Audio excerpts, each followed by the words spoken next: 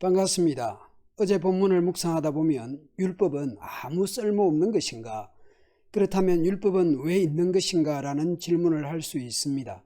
따라서 오늘 본문에서는 율법의 목적, 기능 등을 다루고 있습니다.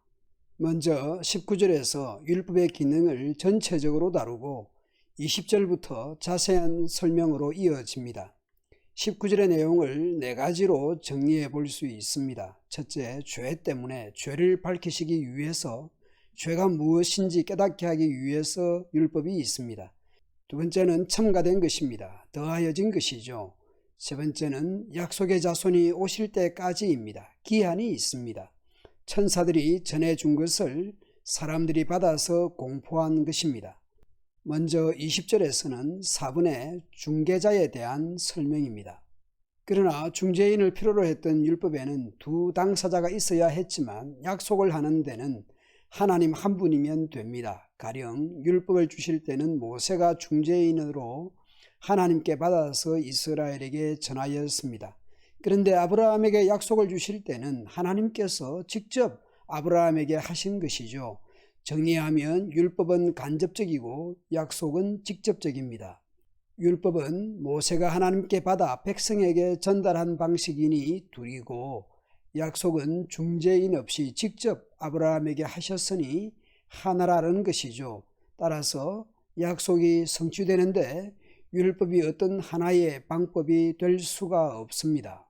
21절 22절에서는 죄 때문에 죄를 밝히시기 위해서 죄가 무엇인지 깨닫도록 하기 위해서 잘못을 했을 때에 그것이 잘못이라는 것을 율법이 지적하는 것이죠. 그래서 죄 때문에 첨가된 것입니다. 더하여진 것들입니다. 율법이 약속 성취에 영향을 줄 수 없다고 하니 이런 질문이 가능할 것입니다. 그렇다면 율법은 하나님의 약속과는 반대되는 것입니까? 그렇지 않습니다. 율법이 약속의 반대 개념이 아닙니다. 그렇다고 율법이 생명을 주는 것도 아닙니다. 만약 주어진 율법이 사람을 살릴 수 있는 것이었다면 의롭게 됨은 분명히 율법에서 생겼을 것입니다. 율법이 사람을 살릴 수 없으니 율법을 통해서는 의롭게 될 수가 없습니다. 율법은 기준을 알려줍니다. 하나님의 뜻의 원리를 알려줍니다. 그럼에도 불구하고 율법이 죄를 극복할 힘을 주지는 못합니다. 그러나 성경을 보면 모든 것이 죄 아래 갇혀 있다고 합니다. 율법이 하나님의 뜻을 알려주기에 율법에 순종하지 않는 사람들을 죄에 가둘 수 있게 하는 기능을 가지고 있습니다. 세상 법정에서 유죄는 법에 근거해야 합니다. 마찬가지로 율법은 죄를 죄되게 하는 기준입니다. 율법을 통해 죄로 판명되지만 이 죄를 해결할 대안은 무엇입니까? 약속, 예수 그리스도, 믿음입니다. 이제 23절 이후에서 율법의 기능을 말씀합니다. 여기서 두 가지로 이야기합니다.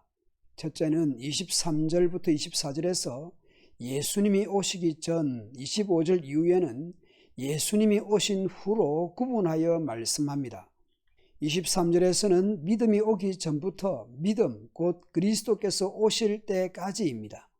23절은 부정적 기능이고 24절은 긍정적 기능입니다. 23절은 율법의 감시와 가침의 기능입니다. 이미 10절, 22절에서처럼 저주와 죄 아래에 놓여 있습니다. 율법을 통해 죄가 무엇인지 가르쳐서 심판 아래 놓여 있음을 알게 했습니다. 24절에서는 율법의 긍정적인 기능입니다. 율법이 마치 개인교사, 초등교사, 몽학선생의 역할입니다. 믿음으로 그리스도를 기대하게 합니다. 유대인이나 비유대인이나 율법이 있거나 없거나 언약 백성이 되는 것은 그리스도가 오셔야 가능해지는 것입니다. 25절 이후에는 그리스도께서 오신 이후 율법의 상황입니다. 믿음이 온 후입니다. 그리스도께서 오신 후입니다. 이제 초등교사, 몽학선생 아래 있지 않습니다. 곧 율법 아래에 있지 않습니다. 율법의 감시와 정죄 아래 있지 않고 예수님으로 말미암아 해방된 것입니다. 그리고 그리스도 예수 안에서 하나님의 아들이 되었습니다. 또한 그리스도와 연합하기 위해서 세례를 받았습니다. 세례를 받은 자는 그리스도로 옷 입었습니다.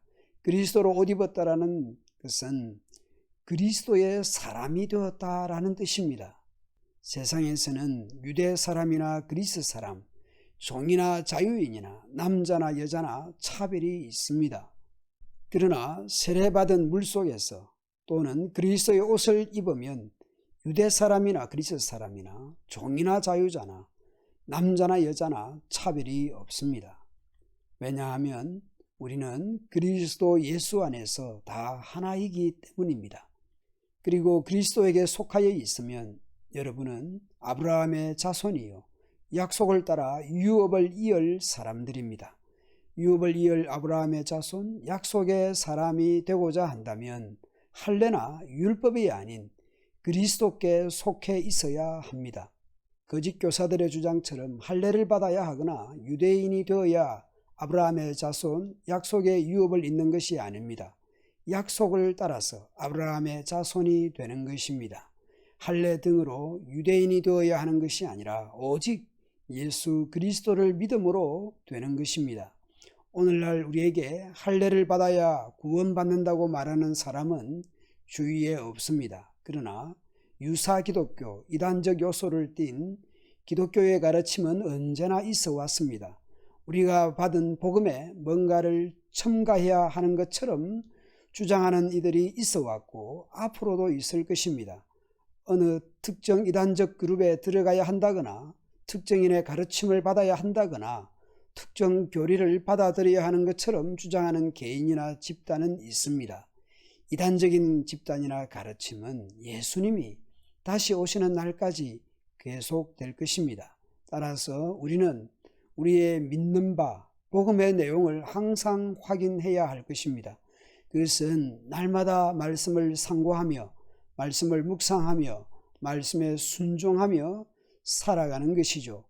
오늘도 그리스도 안에서 세례와 옷으로 하나 된 형제 자매들을 사랑하며 섬기며 위하여 기도하며 하루를 시작합시다. 국내에 있어도 코로나19로 인해서 자주 만나지 못하고 오늘도 어떤 형제는 해외로 떠나며 어떤 형제들은 군복무 중에 있으며 어떤 이들은 여러 가지 기도 제목을 안고 기도하는 지체들도 있습니다. 그들의 안부를 묻거나 위해 기도하며 하루를 시작합시다.